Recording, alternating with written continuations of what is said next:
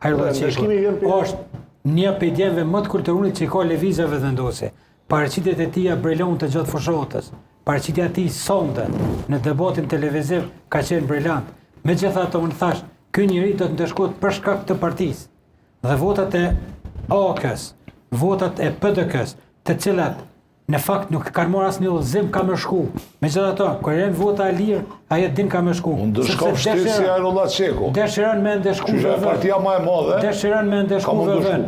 Prandaj duke ndeshku vëvën, Hajrullaçeku këtu penalizohet. Unë kam thonë shumë herë, po të ishte Hajrullaçeku kandidat në Prizren, shaqertoten me datën 9 nëntore kishmuj. Po jo në Prishtinë. Prishtinë e votuesi i Partisë Demokratike ka me ndeshku Hajrullaçekun për shkak të lëvizjes vendosë. Edhe kam ja thënë, po jo, i drejti me pas votuesi i AK-s këto 3000 vota që ka marrë Berisha. Këto 3000 vota.